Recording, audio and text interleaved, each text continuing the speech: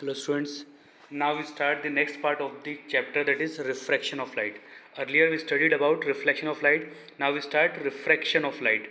Already हम लोगों ने एक वीडियो के थ्रू देखा था कि लाइट जब एक मीडियम से दूसरे मीडियम में ट्रेवल करती है तो लाइट बैंड होती है।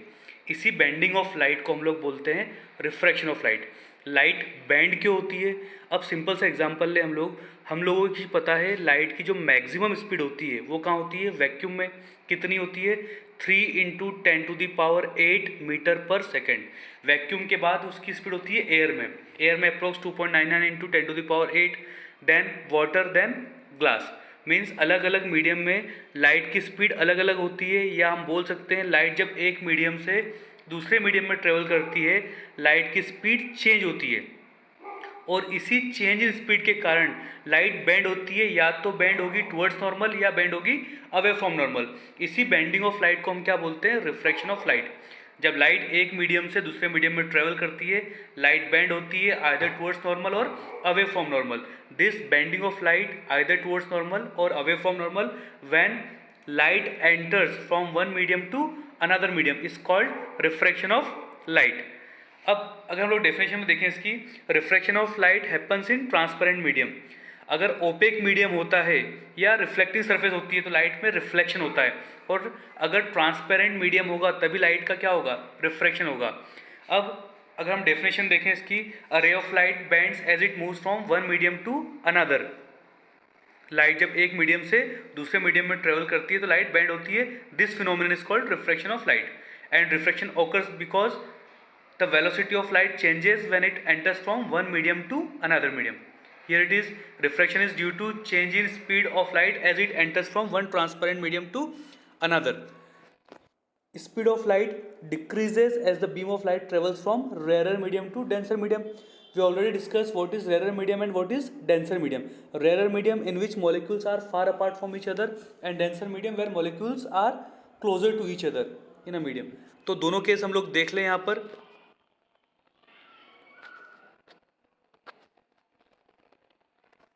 First case, when light travels from rarer to denser, it bends towards normal, and when light travels from denser to rarer, it will bend away from normal. These are the two cases. You have to draw these two diagrams in your copy. Some commonly observed phenomenon due to refraction. जो common phenomenon है, your eyes, rainbows, light bending in a glass of water, glasses, camera, lenses, object dislocation in water, binoculars. These are some examples. Now next topic that you have to write in your class of copy is laws of refraction of light. जैसे हम लोगों ने laws of reflection पढ़े थे, laws of reflection दो थे। पहला law क्या था? The angle of incidence is equals to angle of reflection. Second law क्या था? The incident ray, normal and reflected ray all lie in the same plane. यहाँ पर भी सेकेंड लॉ सेम रहेगा। The incident ray, normal and refracted ray, हम refraction पढ़ रहे हैं यहाँ पर, तो हम लोग क्या रे यूज करेंगे? Refracted ray. The incident ray, normal and refracted ray all lie in the same plane. एक लॉ तो सेम हो गया, एक लॉ डिफरेंट है। वो क्या है यहाँ पर? The ratio of sine of angle of incidence to the sine of angle of refraction is constant. ये साइन वर्ड हम लोग यूज कर रहे हैं, इसको आप लोग बेटर वे में जान पाएंगे जब आप लोग मैथ्स में ट्रिग्नोमेट्री पढ़ेंगे। अभी आप लोग सिंपली याद रखें, the ratio of sine of angle of incidence to the sine of angle of refraction is constant, और इस कांस्टेंट को हम लोग बोलते हैं रिफ्रैक्टिव इंडेक्स। अब ये रिफ्रैक्टिव इंडेक्स क्या होता है, एक शॉर्ट में समझे हम लोग। हमने अभी डिस्कस किया, लाइट जब एक मीडियम से दूसरे मीडियम में ट्रेवल करती है तो लाइट की स्पीड क्या होती है? चेंज होती है। मान लो एक मीडियम एयर है, एक मीडियम वाटर है। मान लो एयर में स्पीड कितनी है? v1, और वाटर में स्पीड कितनी है? v2। तो ये जो वेलोसिटी का रेशियो रहेगा v1/v2, जो वेलोसिटी का रेशियो होता है, इसी रेशियो को हम बोलते हैं रिफ्रैक्टिव इंडेक्स। बिकॉज लाइट जब एक मीडियम से दूसरे मीडियम में ट्रेवल करती है लाइट की वेलोसिटी चेंज होती है, और इसी वेलोसिटी का जो रेशियो होता है, इसी रेशियो को हम क्या बोलते हैं? Refractive index. v1/v2 जो है, इस वेलोसिटी के रेशियो को हम क्या बोलते हैं? Refractive index. तो यहाँ पर जो कांस्टेंट है उस कांस्टेंट को हम क्या बोलते हैं? Refractive index. तो फर्स्ट लॉ क्या हो गया? The ratio of sine of angle of incidence to the sine of angle of refraction is constant, that is sin i upon sin r equals to constant, और इस constant को हम क्या बोलते हैं? Refractive index. This is first law. ये जो law पढ़ा था हम लोगों ने, sin i upon sin r equals to constant, इस लॉ को हम क्या बोलते हैं? Snell's law. This law is also known as Snell's law, और कांस्टेंट को हम क्या बोलते हैं? Refractive index. जैसे आप यहाँ पर चीज देख रहे हैं N2/N1 इक्वल्स टू N21। इस N21 को हम क्या पढ़ेंगे, refractive index of second medium with respect to first medium. N21 को क्या पढ़ोगे, refractive index of second medium with respect to first medium. Means वहाँ पर जो कांस्टेंट लिखा था उस कांस्टेंट को हम क्या लिखते हैं N21, और N21 का एक और फॉर्मूला होता है N2/N1।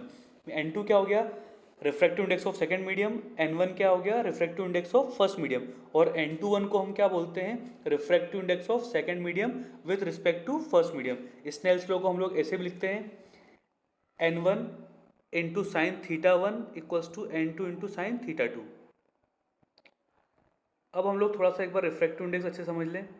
अच्छा, आपने फर्स्ट लॉ लिख लिया था, सेकेंड लॉ आप लोग क्या लिखेंगे, the incident ray, normal and refracted ray all lie in the same plane. First law हमने देख लिया, सेकेंड लॉ आप लोग लिख लेंगे, the incident ray, normal and refracted ray all lie in the same plane.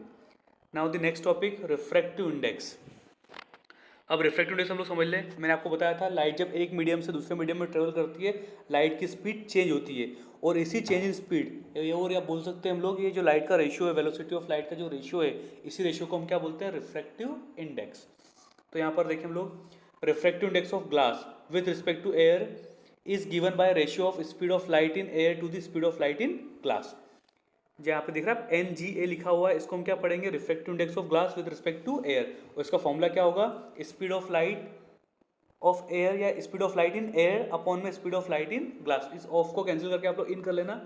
Speed of light in air होता है C की वैल्यू कितनी होती है, 3 इंटू 10⁸ मीटर पर सेकेंड, और ग्लास में जो भी वेलोसिटी रहे वो आप लोग लिख लेंगे। नेक्स्ट, इसका उल्टा कर दें हम लोग, अभी क्या था, NGA था, N बेस में GA, इसको हम क्या पढ़ेंगे, refractive index of glass with respect to air. उल्टा करते हैं हम लोग, NAG, इसको क्या पढ़ेंगे, refractive index of air with respect to glass. इसका फॉर्मूला क्या बनेगा, speed of light in glass upon में speed of light in air, उल्टा हो जाएगा V/C। Refractive index of water कितना होता है, 1.33, और रिफ्रैक्टिव इंडेक्स ऑफ वाटर कितना होता है, 1.52। ये भी आप लोग नोट्स बना लेंगे इसके भी, रिफ्रैक्टिव इंडेक्स के।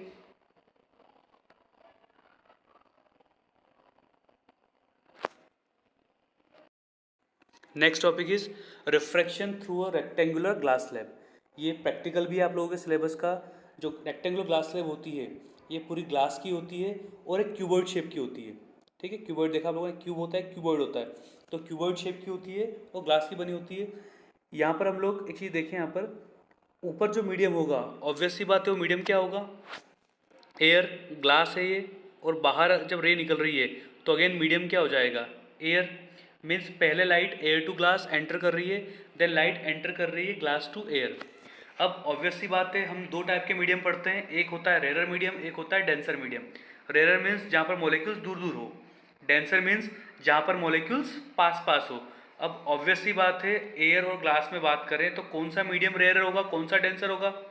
एयर में ऑब्वियस सी बात है मॉलिक्यूल्स दूर दूर होंगे तो एयर रेयर मीडियम, ग्लास में मॉलिक्यूल्स पास पास होंगे मीन्स ग्लास डेंसर। तो फर्स्ट वाला केस ऊपर देखें, जब लाइट रे इंसिडेंट हुई, दिस इज इंसिडेंट रे, तो लाइट बैंड किधर होगी, when light travels from rare to denser it bends towards normal. तो आप देख रहे हैं लाइट बेंड हो रही है नॉर्मल की तरफ। यहाँ पर तीन रेज आपको दिख रही होंगी, एक तो इंसिडेंट रे N लिखा हुआ दैट इज नॉर्मल, और एक क्या है, रिफ्रैक्टेड रे, I1 क्या है, एंगल ऑफ इंसिडेंस, R1 क्या है, एंगल ऑफ रिफ्रैक्शन। अब सेकंड केस देखें, नीचे की तरफ हम लोग, यहाँ पर क्या हो रहा है, लाइट एंटर कर रही है या लाइट एग्जिट हो रही है ग्लास टू एयर। मीन्स अब लाइट ग्लास टू एयर जा रही है, मीन्स डेंसर टू रेयर, और हमको पता है लाइट जब डेंसर टू रेयर जाती है तो it bends away from normal. तो सेकंड केस में लाइट क्या हो रही है, it bends away from normal. यहाँ पर N दिख रहा है वो नॉर्मल है, I2 means angle of incidence हो जाएगा, E को बोलते हैं एंगल ऑफ इमरजेंस, और जो लाइट रे बाहर निकलती है इसको हम बोलते हैं इमरजेंट रे। अब एक चीज़ देखें हम लोग, अगर इंसिडेंट रे को हम लोग आगे बढ़ाएं, देख रही है आपको डैश डैश एक लाइन दिख रही होगी, हमने इंसिडेंट रे को आगे बढ़ाया, तो incident ray is always parallel to the emergent ray. Incident ray और इमरजेंट रे हमेशा आपस में पैरेलल होती है, और दोनों के बीच का जो डिस्टेंस होता है, आपको स्मॉल d दिख रहा होगा, the distance between emergent ray and the direction of incident ray is called lateral displacement. इसको हम क्या बोलते हैं, लेटरल डिस्प्लेसमेंट। तो यहाँ पर एक चीज़ ओबे होती है, एक चीज़ हम लोगों को मिलती है कि लाइट जब रेयर टू डेंसर जाएगी तो इट बेंड्स टुवर्ड्स नॉर्मल, और जो लाइट जब डेंसर टू रेयर जाएगी तो it bends away from normal. और इमर्जेंट रे और इंसिडेंट रे को अगर हम आगे बढ़ाएं, दोनों हमेशा पैरेलल होती है, दोनों के बीच के डिस्टेंस को हम क्या बोलते हैं, lateral displacement.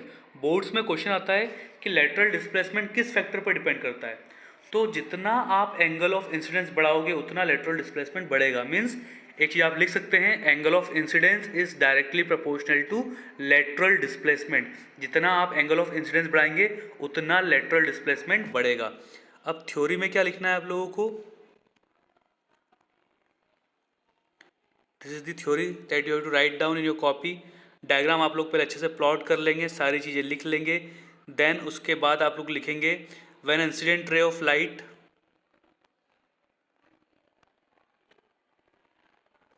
AO passes from a rarer medium air to a denser medium glass at point O on interface KL, it will bend towards the normal at point O1 on interface ANM।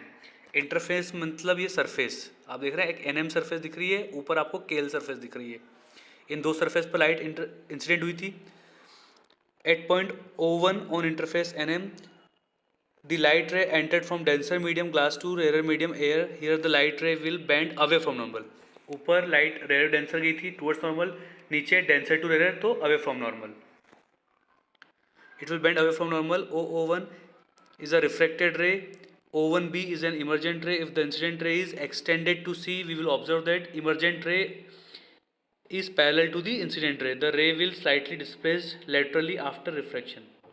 When a ray of light is incident normally to the interface of two media, it will go straight। अगर light perpendicular incident होगी तो वो सीधी निकल जाएगी, light bend नहीं होती है। तो light should always be incident obliquely और स्लैंट, तब जाके हम लोग रिफ्लेक्शन फिनोमिनन देख सकते हैं। लाइट अगर परपेंडिकुलर इंसिडेंट होगी तो वो स्ट्रेटली निकल जाएगी। सो ये टॉपिक आपको क्लास वर्क कॉपी में लिखना है अच्छे से। Now the next topic,